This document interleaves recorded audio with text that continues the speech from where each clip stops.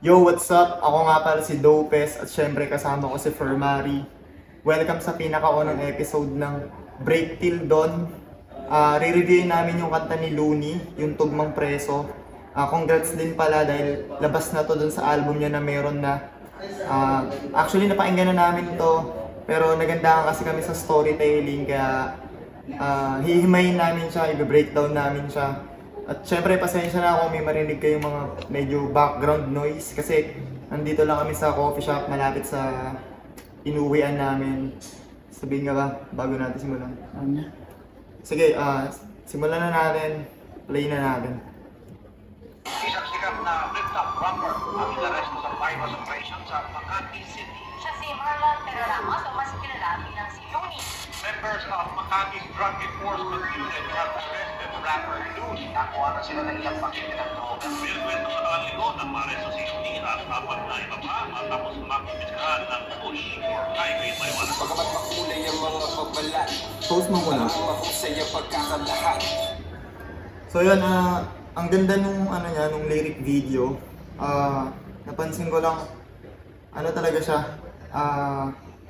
Yung eksena talaga ng music, yung lyric video niya is may rehas, tapos halatang si Looney yung shadow doon. Tapos ang galing lang din kasi napatong nila dun sa kanta yung audio recording nung nahuli talaga si Looney kasi natatandaan ko pa yun na napanood ko yun. So ang ganda nun na pambungad, yun talaga yung sakto doon na pambungad. Ang galing lang ng pagkakapatong. So tuloy na natin. Tsaka yung title. Oo, yung Tugmang Preso kasi alam mo yun, di ba, tumbang preso, tas knowing Looney na hari siya ng tugma. Sobrang basic lang ng wordplay from tumbang preso to tugmang preso. Hands down talaga. Tuloy na natin. Ay, balik mo konti. Kaligo ng maresto si Looney at Tsaka yung intro niya. Mahilig sila sa ganyang intro kahit sa Oo, yung may mga nagsasalita. kahit sa anong kanta. Minsan philosopher. Yeah. Ito parang sa yung wag kang magdodroga. Yung may ganyan din silang part ng kanta. apat na iba pa matapos makipisahan ng push or highway marijuana. Pagkamat makulay ang mga pabalat, alam mo mahusay ang pagkakalahat. Mga tunay na ganap, isinulat ng para, kaya wag ka nang magulat kung magtutugma lahat. Sapagkat Yan, grabe yan. Mga tunay na ganap, isinulat ng parap. Kaya wag na magtataka kung magtutugma lahat. Ang galing nun nung nung line na yun kasi 'di ba parang self-explanatory siya tapos isinulat niya ng parap.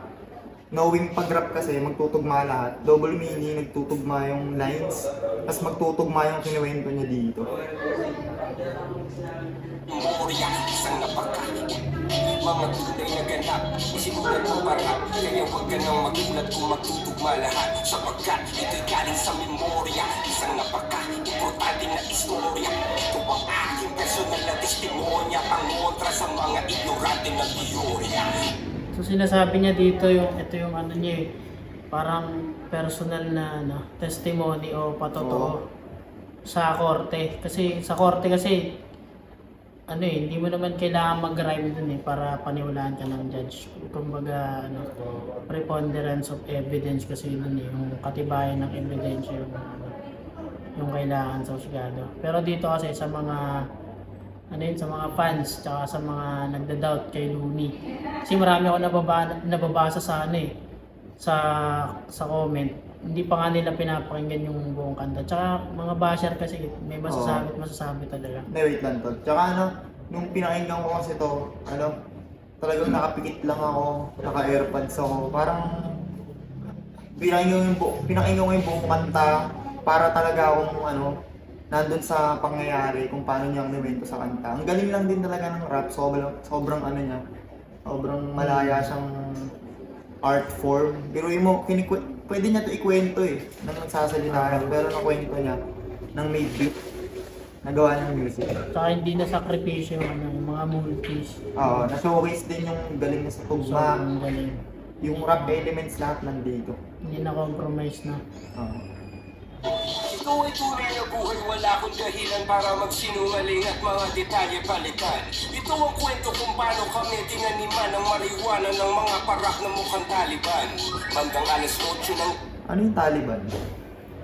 Taliban yun ata yung Kasi mga ano ano eh, mga terorista sa ano, sa Afghanistan ata. Yung mga parang dito, parang basta yung mga nanggugulo. Mga ganun.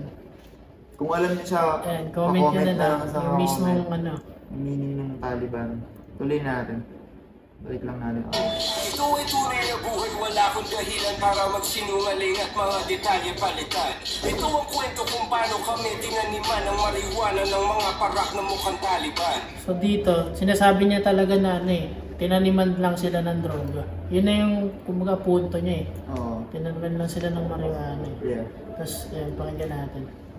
Bandang alas 8 ng gabi sa Pilipinas, sa isang gusali doon sa may Ortigas. 8 oras bago ang rehas ay mahimas. Kasama ko si Ron Henley na stick figures. Ooh. Anong naramdaman mo doon tol nung narinig mo si Ron? Goosebumps yun. Man, goosebumps. Kasi ako, solid talaga akong fan ni Lumi tsaka ni Ron Henley since day one. Critical Condition pa lang yung album nila. Ang galing kasi yung brotherly love nila sa isa't isa. Alam mo yun, sinuportahan pa ni Ron Henley si Lumi na magsingit ng kakarampot na verse pero ang lakas ng dating. Diba? Kasama ko si Ron Henley ng Stick Figures. So yun, shoutout si Ron. Nakakagulat no? Oo. Parang ano yung lumabas si Sai sa laban niya no, ni Sak Maestro. Diba? Sorry dun sa medyo manyay na. Improve namin pa next time. Tuloy natin. Interview kami, bandang alas 8. Anong ano yan? Anong ginagawa mo nung nabalitaan mo yan? Nung nahuli si Luni? Alam ko nasa bahay yung ano eh, kaya nagsi-cellphone ako, tas alam mo yun, bilang fan, shock ka. Ano fuck? Si Luni, ganun. Tas ano, nagbabasa ako ng comments nun kasi naka-live yung police dun eh. Tas nababanas ako sa mga comment kasi sobrang idol nila yung tao pero nakagawa lang ng isang mali. Na yung mali na yon hindi pa nila naririnig yung side. Hindi pa naman napapatunayan sa korte. Yung husga agad sila, tapos nakakatawa lang na yun. Sure ako yung mga nanghusga nun, sinasoundtrip to ngayon, tapos pinupuri. Diba? Parang napaka-plastic lang, napaka-cool. Tsaka masakit kasi nito nung nahuli si Luni. Parang kakamatay lang ata ni Lil Jon nun eh. Kaya sobrang Oo. affected yung hip-hop scene nun. Months ago lang yung pagitan. Tuloy natin. Ng gabi sa Pilipinas, sa isang gusali doon sa may Ortigas. 8 oras bago ang rehas ay mahimas. Kasama ko si Ron Henley na stick figures. May interview kami sa radyo nung gabi na yun tungkol sa marijuana at sa legalisasyon. Pagkatapos namin umalis agad sa estasyon dahil meron pa akong pupuntahang isang okasyon dun sa poblasyon. Birthday donation, yun lang ang alam ko na detalye pa noon. Ang galing no? Kasi nag-compliment yung rhyming na on. Sean. Tapos nagkataon talaga, Sean yung pangalan. Tapos sumuporta yung poblasyon, istasyon. Okasyon. Oo, yung mga ganun ang galing no? Parang destined. Oo. Tsaka magkakakilala yung mga rhyming. Parang hindi mo inaasahan yun eh. Paano itutugma ni Luni yun ng ganung multi? Kung hindi Sean yung pangalan ng bata na pupuntahan niya dapat. Pero yun nga, nahuli siya. So, tuloy natin. Tsaka sa tinagal-tagal ko nang nakikinig. Ngayon ko lang narinig yung nirime yung Pilipinas sa Stick Figures eh. Nakakal talaga eh. Galing, oo. Hindi naman. Sobrang Pilipinas Stick Figures. By syllable talaga, men. Galing. Ano masabi? Masama ang panahon, umaambon. Kaya tinext ko na si Utol, pumunta ka na ngayon. Umiwalay na. So yun pala yung nangyari. No? Yung utol na tinutukoy niya dito, si Idil. Sasabihin Yung kapatid niyang babae. Tsaka yun, buti humiwalay sa kanya si Ron. Oo. Kung hindi, magkakasama sila. No? Oo, yun pala yung yung backstory. Nung Magkasama pinakinggan sila. natin. Magkasama pala sila. Buti na hiwalay sa kanya si Ron. Kasi Kung hindi, damay dalawa yun. sila. Lalong masakit sa puso ko yun. Idol din sila pare. So buti na kayo wala sila. No? Si Ron sumakay dun sa poblasyon. Birthday donation, yun lang ang alam ko na detalye pa noon. Medyo masama ang panahon, umaambon. Kaya tinext ko na si Utol, pumunta ka na ngayon. Iwalay na si Ron, sumakay ng taxi. Dahil bukas may recording pa kami ni Clamsy. Yun. Ano, akala mo tapos na dun kanina eh, no? May part pa pala si Ron. Oo. Sumingit na naman si Ron na dahil bukas may recording pa kami ni Clamsy.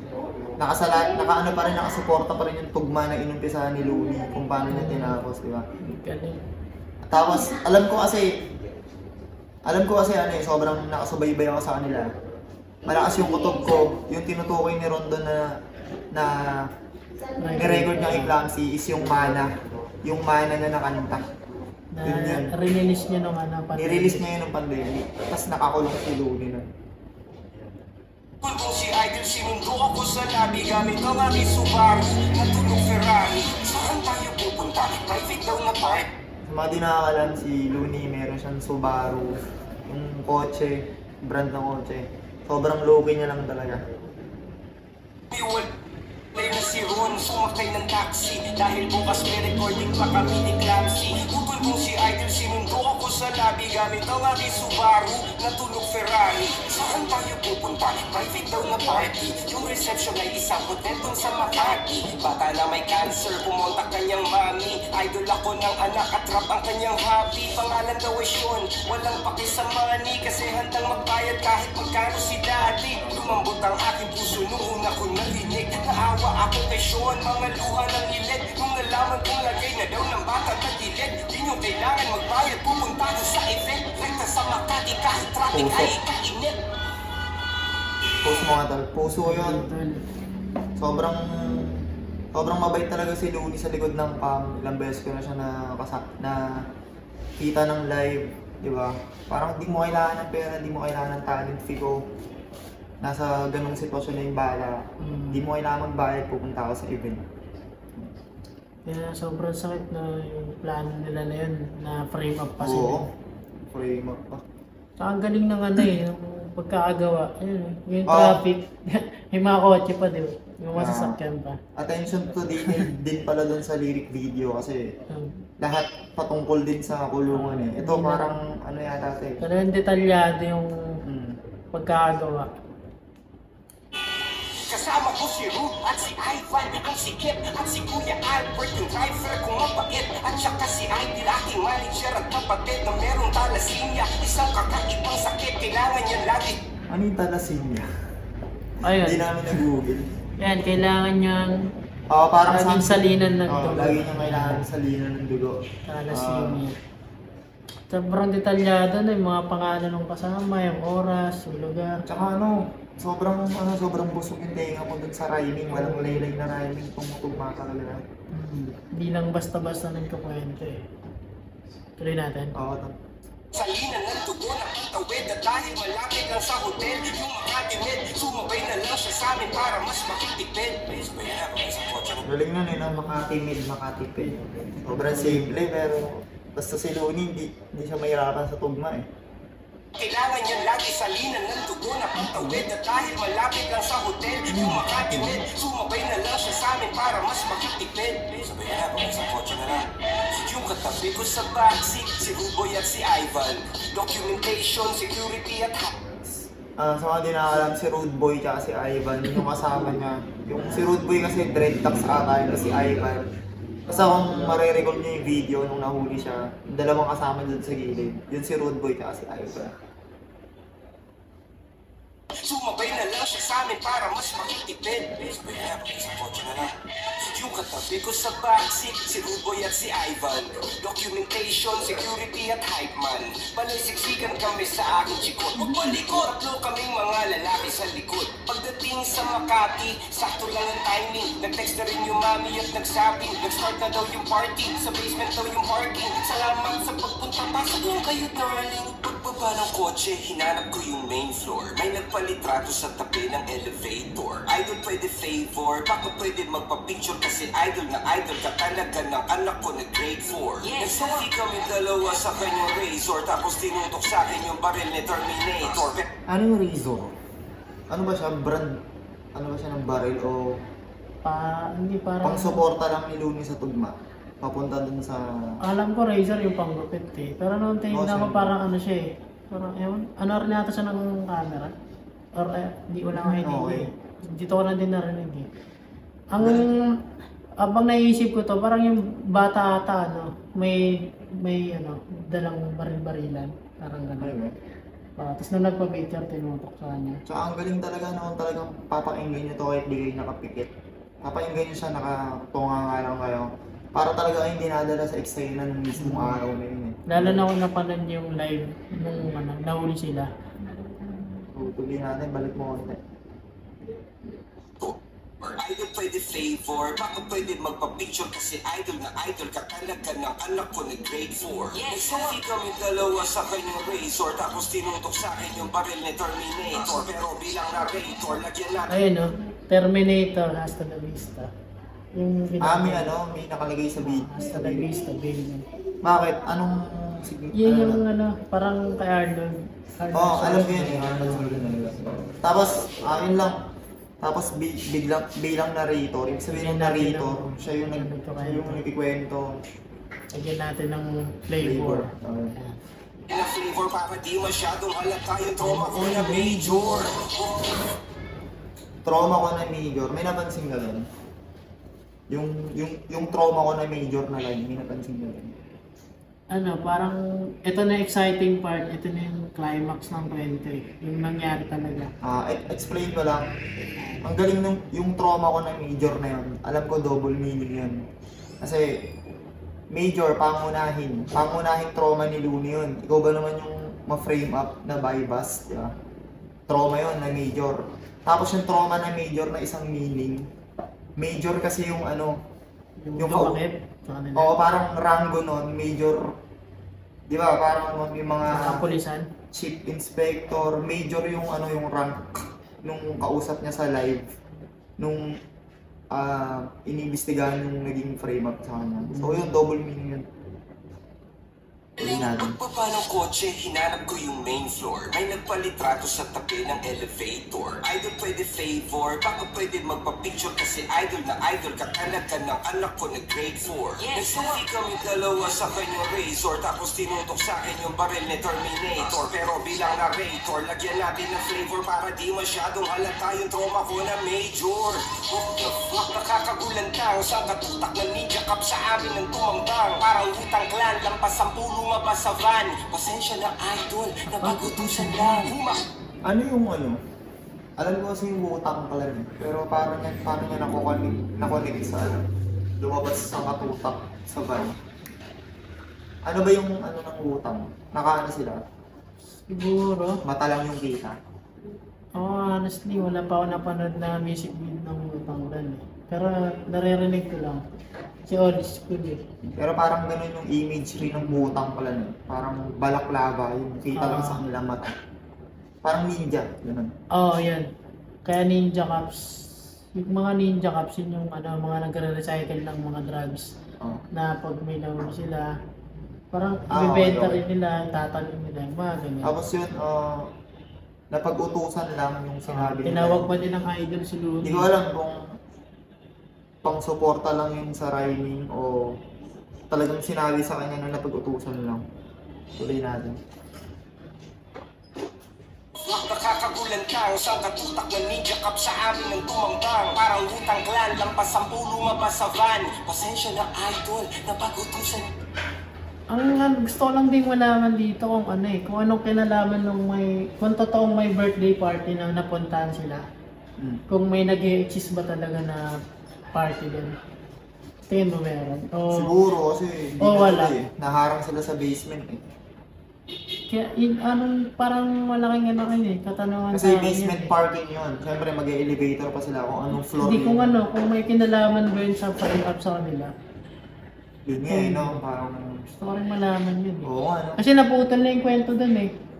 Oo. Ito na eh, tutuloy mo niya na dito, parang pupunta na sa ibang sitwasyon. Ano yung baka parte din yun mo, ano? Ayun lang naman.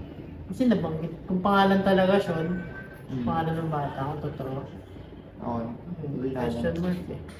Humakbang paatras at wala nang nagawa. Tinutukan ng bereta sa mukha, pinadapa, pinusa sa pilit, pinapatingin sa baba. Mga bulsa namin isa-isa nilang kinapa. Akala ko kidnap for ransom ang sadya, o kaya baka prank lang to na malala lang hiya. So yun, ano, pinadapa, tapos kinapkapan. Parang pag kinapkapan mo, nakabosas ka na. Pwede ka nang kalimat nun eh. Kasi hindi ikaw yung dapat ikaw magkakapkap sa sarili mo pag naharang ka. Kaso, sila yung kinapkapan eh. Mapapasok sa isip mo na parang... Kasi kung paano kinikwento ni Looney na pinadapa sa hilig, parang ano, na yung idolo mo, ginanon ng gano'n lang. Kapag ano kasi mga bypass operation, alam ko may mga kasamang media yan eh, reporter, di ba? Pag nanonood ka ng balita, yung pag may mga nire-raid sila, Oo. may kasamang media. Para hindi ganyan na sasabi mo talaga. Pero may dumating na media doon, kaya... Late na. Late na ba? Nung naano na sila. Oo. Alam ko on the spot yung mag-raid na sila eh. Kaya matatapang. Parang sa mga investigador, no? Oo. Okay. Balik mo konti. Nakadapa kami habang napapanood ang aking utol na kasalukuyang nakabukod. May tinabi silang kahon, malakas kanyang putot na meron tong mga lamang kontrabando sa loob. Tsaka na lang sila nagpakilalang mga parak nung isa na sa mga kasama nila na sapak. Walang uniforme at nakamaskara lang lahat. Yun nga, nakamaskara lang lahat. Tapos, nagtataka ako dun sa tsaka nagpakilala na parak nung isa sa kanila may nasapak. Sino yung sumapak? Siguro pulis sa pulis. Parang lawag naman nila. Nasapak. Baka, yun nga, baka isang pulis na bagal kumilos kaya nasapak. Siguro. Balik na lang. Silang kahon, malakas kanyang putot na meron tong mga lamang kontrabando sa loob. Tsaka na lang sila nagpakilalang mga parak nung isa na sa mga kasama nila na sapak. Walang uniforme at nakamaskara lang lahat. Walang mirandang binasa, basta-basta lang agad. Masika sa puti. Walang Miranda rights na binasa. Alam niyo naman na siguro yung Miranda rights. Yun yung may karapatan kang manahimik. Lahat ng mga sasabihin sa'yo pwedeng gamitin laban sa'yo. Kaso walang gano'n. Diretso Pwede kang arrest. kumuha ng abogado yung mga. Wala eh, diretso aresto eh. Lataw nakakapagtakay, maraming CCTV, lahat nakapatay. Wala man lang bodycam na nakalagay, kahit kuha man lang ng cellphone gamit kamay. Diba? Oo, kasi Lahat ng CCTV, patay eh. No? pwedeng matibay ng evidence lahat yun eh. Patay yung CCTV, wala man lang pan-record, gamit yung cellphone na hawak ng kamay. Tapos bodycam, mahalaga din yan yung bodycam eh, hindi masisinungaling yun eh.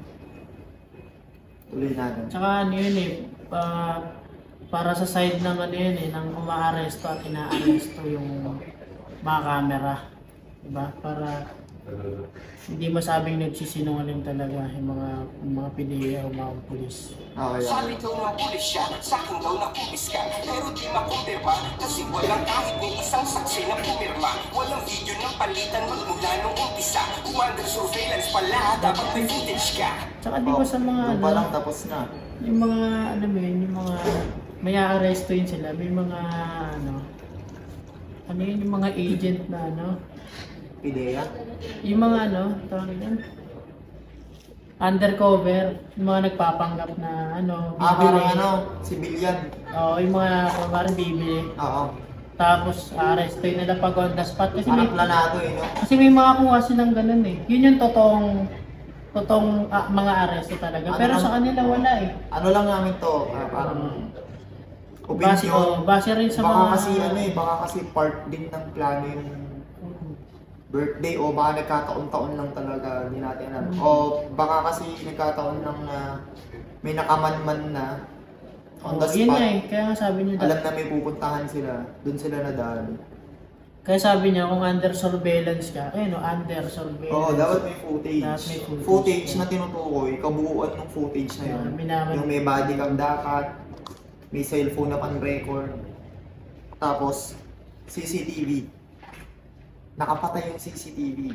Usually hindi nagpapatay pag sa basement, sa parking kasi pero ba't patay? Hindi, tsaka kung matagal na nilang minamanmanan si Looney, yun yung under surveillance. Kaya sa watchlist.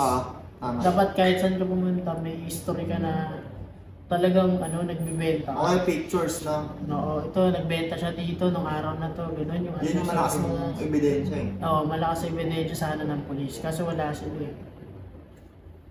Sabi daw ng pulis siya, sa akin daw nakubis ka, pero di makumpirma. Yun o, sabi daw ng pulis siya. Daw. Di sigurado. Ay hindi, kinikwento niya kasi. Tuloy natin on. Wala man lang bodycam na nakalagay, kahit kuha man lang ng cellphone gamit kamay. Sabi daw ng pulis siya, sa akin daw nakubis ka, pero di makumpirma, kasi walang kahit may isang saksi na pumirma. Walang video ng palitan magmula nung umpisa. Kung under surveillance pala, dapat may footage ka. Diba? Kung under surveillance pala, dapat may footage na. Kung normal na tao, nagpa-viral pag nahuli siya, paano na lang kaya kung si Looney ba? Nung nasagot ko yung pideya at aking kinundila, mga ulo nila biglang nagkaroon ng bumbilya. Para ma-promote sa pwesto ako ang pinuntirya ng mga ninja cops na gustong magbida-bida. Diba? Bigla si... Galing lang yung bida-bida na jumble niya pa sa diba. Kaya ano yung sinabi? Nag-live kasi dati si Looney. Pagkakatanda ko, nag-live siya. Nag-live siya dahil gusto niyang magbigay simpat siya doon sa kanta ni Shanti na Amats. Nasita kasi yun eh. Kasi parang hinihikayat o nagpo-promote yung lyrics note ng drugs. Pero kung intindi mo yun, hindi eh. Parang hindi eh. Iba yung mensahe. Tapos siguro napanood ng Pidea yun. Napag-initan siya sa yung pinunteriya. Sa dinami-dami ng kanta, di ba? Hindi sana ipagbawal na lahat. Marami rin akong kanta na di ba? Diba? Ayaw na nang banggitin pero marami rin na patungkol doon. Sa drugs. So yun. Sa lahat ng inigit eh. Kumbaga pinag-iinitan lang sila eh. Oo, kasi big names. Oo. Hindi natin alam. Yung hate kasi talaga pinakapangit na. Wala naman silang ebidensya eh. So, balik natin online. Nung nasagot ko yung pideya at aking kinundila, mga ulo nila bigla nagkaroon ng bumbilya. Para ma-promote sa pwesto ako ang pinuntirya ng mga ninja cops na gustong magbida-bida. Diba? Bigla silang nakaisip ng ideya, kasi napanood nila yung live ko sa pideya. Nung binan nila yung kantang Amats dahil sa tema, pero Maria Hiwaga ni Sasa, walang problema. Aba punyeta, talamak. Yung kasi, isang beses ko lang siya napakinggan, dito ko lang nalaman yung Maria Sasa. Pero nakita ko yung music video nun. Sa music video talaga nun, may mga marijuana. Di ba? Yun, ayun na yun, hayag na hayag. Diba? Sumusuporta yung lyrics dun sa visuals sa music video, which is kita nga dun yung mga marijuana. Tsaka ang galing ng kanta na to eh, na para siyang parang yung huwag kang magdodroga, parang... Oo, kung napakinggan niyo yung magdodroga. Pero mas okay ito, detalyado. Ganyan. So, balik natin yung online. Matapos na to. Bigla silang nakaisip ng ideya, kasi napanood nila yung live ko sa pideya. Nung binan nila yung kantang Amats dahil sa tema, pero Maria Hiwaga ni Sasa, walang problema. Aba punyeta, talamak na ang taniman. Bypass daw kaso bakit parang madalian? Di ba dapat pinaghahandaan niya nagkalimitan? Minaman-man na ng malayuan, malapitan. Yun yung bypass. Ano yan eh, pinagpaplanuhan niya ng matagal na panahon. Yung malayuan, malapitan. Parang hindi yan rektahan na ngayon isang beses. Kaya nga yung ibang pulis napapagalitan ito. May ganyang malalaking big time na ganyan. Tapos arrested. Tsaka may nakapagsingit pa siya ng dun. Other meaning nung malayuan, malapitan. Kasi usually pag bypass, nasa malayo ka muna bago mo malapitan yung target. May mga din dito, wordplay or kalaman na double meaning. Galing. Okay na. Tuloy natin. Aba punyeta, talamak na ang taniman. Bypass daw kaso bakit parang madalian? Di ba dapat pinaghahandaan niya nagkalimitan? Minaman-man na ng malayuan, malapitan. May mga kamera na nakatago sa pagitan, kaya medyo window kasi walang video ng palitan. Ako bypass to na malakihan, nakakapagtaka lang kaibigan.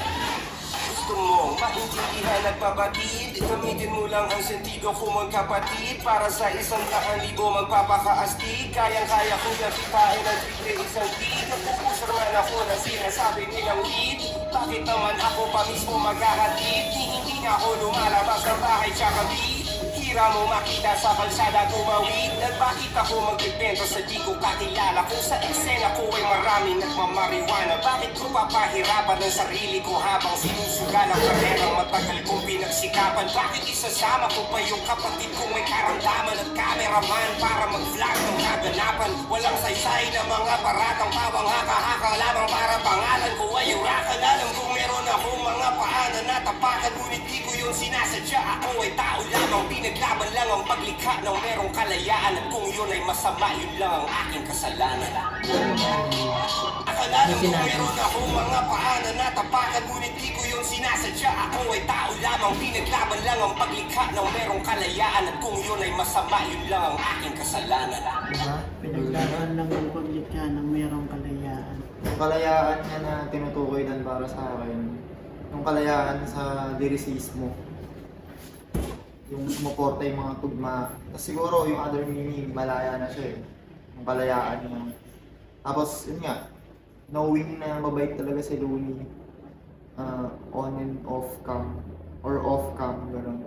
Kasi sobrang ano siya eh, hands-on na ama, kina Emperor at Kenji. Yung anak ng dalawang lalaki. So yun, kung may natapakan man siya dito, ang daming natamaan. Parang yun lang yung kasalanan niya. Nagawa para sa kanya. Tsaka na-offend sila, parang hindi niya nakasalanan yun eh. Kung na-offend kay natamaan. Nabitin na ako dito eh, parang kulang pa eh. Oo, pero wala ng part 2 eh. Tsaka abangan natin, sana may music video to. Siguro ganda, music video ganda. niya ito. Tsaka pakinggan nyo rin yung ibang kanta ni Looney dun sa album niya na mayroon na hindi lang ito yung kanta na nakapaloob dun. Kumbaga, attention, ano lang talaga to, catcher yung kanta na to kasi nandito yung kwento kung paano siya nahuli. Yung buong kwento nandito. Maganda rin yung outro na ito eh. Sige, ano na.